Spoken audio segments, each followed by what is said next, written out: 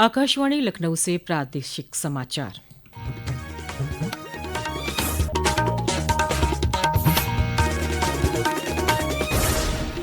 मुख्य समाचार। मुख्यमंत्री योगी आदित्यनाथ ने आज लखनऊ में कहा, मार्च 2025 तक 32 लाख करोड़ रुपए तक पहुंच जाएगी प्रदेश की जीडीपी। प्रदेश सरकार ने दीपावली पर कर्मचारियों को बोनस देने का किया फैसला। राज्य के करीब 8 लाख कर्मचारियों को होगा लाभ। विधानसभा उपचुनाव के लिए आज 19 प्रत्याशियों ने किया नामांकन। कानपुर की सीसामऊ सीट से सपा प्रत्याशी नसीम सोलंकी और करहल से बसपा प्रत्याशी अवनीश कुमार ने भरा पर्चा। और श्री कृष्ण जन्मभूमि और शाही ईदगाह विवाद के सभी मुकदमों पर एक साथ होगी सुनवाई। इलाहाबाद हाई कोर्ट ने अलग अलग सुनवाई की अपील की खारिज। नमस्कार, प्रदेश के समाचारों के साथ मैं मनीषा पाठक। अब समाचार विस्तार से। मुख्यमंत्री योगी आदित्यनाथ ने कहा है कि प्रदेश की जीडीपी मार्च 2025 तक 32 लाख करोड़ तक पहुंच जाएगी। आज लखनऊ में एक निजी कार्यक्रम को संबोधित करते हुए श्री योगी ने कहा कि उत्तर प्रदेश की जीडीपी 2023-24 में 26 लाख करोड़ हो चुकी है। मुख्यमंत्री ने कहा कि उनकी सरकार ने ग्लोबल इन्वेस्टर्स समिट आयोजित किया, जिससे राज्य को 40 लाख करोड़ रुपए का निवेश प्रस्ताव प्राप्त हुआ है। आज उत्तर प्रदेश कार्य कर रहा है। 7.5 लाख करोड़ का बजट यूपी का है। यूपी की कौन थी? कितनी थी? कुल जीडीपी हमारी कितनी थी? 12 लाख करोड़ थी। और आज यही उत्तर प्रदेश की जीडीपी 23-24 में बढ़ करके यह 26 लाख करोड़ की हो चुकी है। और हमारा अनुमान है कि इस वर्ष के अंत तक मार्च 2025 में यही उत्तर प्रदेश की जीडीपी 32 लाख करोड़ रुपए की होगी। प्रदेश सरकार ने कर्मचारियों को दीपावली पर बोनस देने का फैसला किया है। मुख्यमंत्री योगी आदित्यनाथ ने आज सोशल मीडिया पोस्ट में ये जानकारी दी। सरकार के इस फैसले का राज्य कर्मचारियों ने स्वागत किया है। उत्तर प्रदेश लेखा एवं लेखा परीक्षा परिषद के प्रदेश अध्यक्ष सुशील कुमार ने कहा कि सरकार के इस फैसले से कर्मचारियों को काफी राहत मिलेगी। पेश है एक रिपोर्ट। प्रदेश के सभी पूर्णकालिक और राजपत्रित राज्य कर्मचारियों, राज्य निधि से सहायता प्राप्त शिक्षण और प्राविधिक शिक्षण संस्थाओं, स्थानीय निकायों, जिला पंचायतों और राजकीय विभागों के कार्य प्रभारित अधिष्ठानों के कर्मचारियों और दैनिक वेतनभोगी कर्मचारियों को वर्ष 2023-24 के लिए बोनस प्रदान करने का निर्णय लिया गया है। इस फैसले से राज्य के करीब 8 लाख कर्मचारियों को लाभ होगा। इससे पहले मुख्यमंत्री के निर्देश पर राज्य कर्मचारियों को दीपावली से पहले अक्टूबर का वेतन जारी करने के आदेश दिए गए थे। आकाशवाणी समाचार कक्ष से राघवेंद्र त्रिपाठी। प्रदेश के 9 विधानसभा क्षेत्रों में उपचुनाव के लिए आज 19 प्रत्याशियों ने नामांकन दाखिल किया। अब तक इन सीटों पर कुल 34 प्रत्याशी नामांकन कर चुके हैं। प्रयागराज की फूलपुर सीट पर सपा प्रत्याशी मुश्तबा सिद्दीकी, कानपुर की सीसामऊ सीट से सपा प्रत्याशी नसीम सोलंकी, कुंदरकी से बसपा प्रत्याशी रफतुल्ला और मैनपुरी की करहल सीट से बसपा प्रत्याशी अवनीश कुमार ने पर्चा भरा। मीरापुर और मझवा विधानसभा के लिए 5-5, कुंदरकी, गाजियाबाद, सीसामऊ और कटहरी से 1-1 और फूलपुर से 3 प्रत्याशियों ने आज नामांकन किया। वहीं अलीगढ़ की खैर सीट पर अब तक एक भी नामांकन पत्र दाखिल नहीं हुआ है। इन सभी 9 सीटों पर 25 अक्टूबर नामांकन की आखिरी तारीख है। श्री कृष्ण जन्मभूमि और शाही ईदगाह विवाद के सभी मुकदमों की सुनवाई एक साथ ही होगी। इलाहाबाद हाई कोर्ट ने आज इस मामले में दूसरे पक्ष की अर्जी को खारिज कर दिया। दूसरे पक्ष ने उच्च न्यायालय से इस विवाद से जुड़े सभी मुकदमों की अलग अलग सुनवाई करने की अपील की थी। न्यायमूर्ति मयंक कुमार जैन ने बीते दिनों इस अर्जी पर सुनवाई पूरी करने के बाद ये फैसला सुरक्षित रखा था। इस मामले के वकील सौरभ तिवारी ने बताया कि अगली सुनवाई 6 नवम्बर को होगी।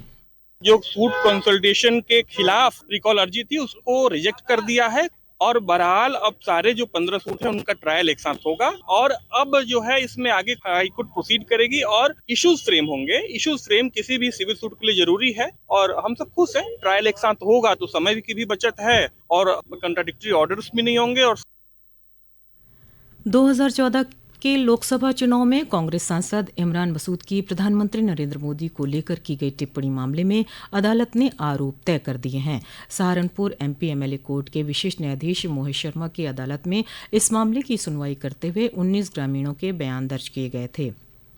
गौरतलब है कि 2014 के लोकसभा चुनाव में इमरान मसूद के खिलाफ इस मामले में आचार संहिता उल्लंघन, माहौल खराब करने की कोशिश, अनुसूचित जाति के विधायकों के बारे में जाति सूचक शब्द कहने के आरोप में रिपोर्ट दर्ज कराई गई थी। इस मामले में इमरान मसूद को जेल भी जाना पड़ा था।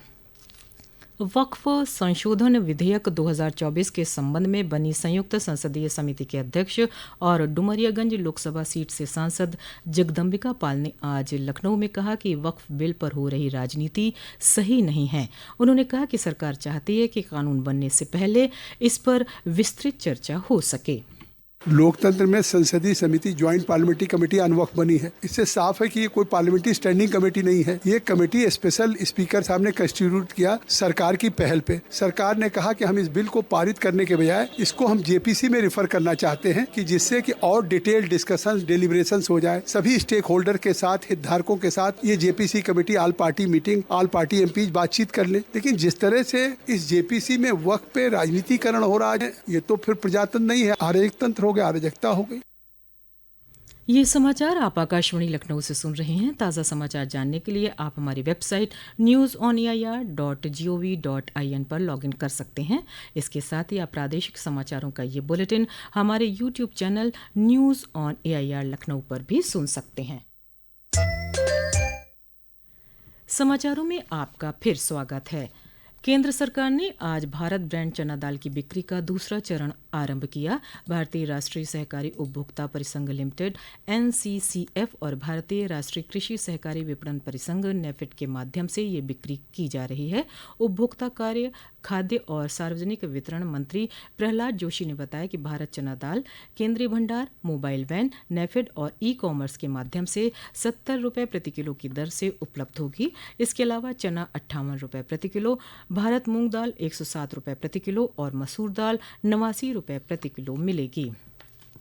राष्ट्रीय स्वयंसेवक संघ की अखिल भारतीय कार्यकारी मंडल की बैठक 25 और 26 अक्टूबर को मथुरा के परखम गांव में होगी। संघ के अखिल भारतीय प्रचार प्रमुख सुनील आम्बेडकर ने आज प्रेस कॉन्फ्रेंस में ये जानकारी दी। उन्होंने बताया कि संघ की स्थापना के 100 वर्ष पूरा होने के उपलक्ष्य में वर्ष 2025 की विजयादशमी संघ विशेष रूप से मनाएगा। इस बैठक के लिए देश भर से 393 कार्यकर्ता अपेक्षित है, जिसमें परम पूजनीय सरसंघ चालक जी, माननीय सरकारवाह जी भी रहेंगे। संघ कार्य के बारे में, यहाँ कार्य विस्तार के बारे में और कार्य के बारे में समीक्षा होगी और आगामी योजनाओं पर व्यापक चर्चा होगी। ये बैठक प्रतिवर्ष होती है और यहाँ पर देश भर से जो कार्यकर्ता आएंगे वो अपने अपने अनुभव भी साझा करेंगे और आगामी विषयों पर चर्चा भी करेंगे।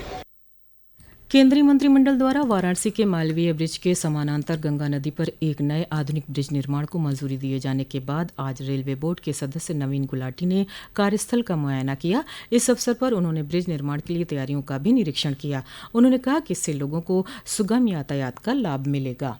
बहुत ही बड़ा और विशाल ब्रिज होगा जो कि इस जगह की ज़रूरतों को पूरा करेगा। इसकी स्वीकृति हमको मिल चुकी है। इसके डिटेल डिज़ाइन की प्रक्रिया शुरू की जा चुकी है और डिटेल डिज़ाइन पूरा होते ही इस पर निर्माण का कार्य भी आरंभ किया जाए। इसमें 2 लाइन्स की जगह हम 4 लाइनें रखेंगे, तो इससे हमारे को यातायात को सुचारू रूप से चलाने में और आगे ट्रैफिक के विस्तार को देखते हुए बहुत मदद मिलेगी। पराली जलाने के मामले में बरेली मंडल के 62 किसानों पर कृषि विभाग ने कार्रवाई की है। इसमें बरेली, बदायूं, शाहजहांपुर और पीलीभीत के किसानों पर मुकदमा दर्ज करने के साथ 2500 रुपये का जुर्माना लगाया गया है। संयुक्त कृषि निदेशक डॉक्टर राजेश कुमार ने बताया कि कृषि विभाग लगातार किसानों को पराली न जलाने के लिए जागरूक कर रहा है। प्रदेश के ऊर्जा राज्य मंत्री डॉक्टर सोमेंद्र तोमर ने मेरठ के चौधरी चरण सिंह विश्वविद्यालय में 68वीं राष्ट्रीय विद्यालय खेल कुश्ती प्रतियोगिता का शुभारंभ किया। इस कुश्ती प्रतियोगिता में 23 राज्यों के 414 पहलवान हिस्सा ले रहे हैं। इनमें 222 छात्र और 192 छात्राएं शामिल हैं। इस अवसर पर ऊर्जा राज्य मंत्री ने कहा कि खेल हमारे जीवन का महत्वपूर्ण हिस्सा है। केंद्र और प्रदेश सरकार खिलाड़ियों को आगे बढ़ाने के लिए लगातार प्रयास कर रही है। अंत में मुख्य समाचार एक बार फिर। मुख्यमंत्री योगी आदित्यनाथ ने आज लखनऊ में कहा कि मार्च 2025 तक 32 लाख करोड़ तक पहुंच जाएगी प्रदेश की जीडीपी। प्रदेश सरकार ने दीपावली पर कर्मचारियों को बोनस देने का किया फैसला। राज्य के करीब 8 लाख कर्मचारियों को होगा लाभ।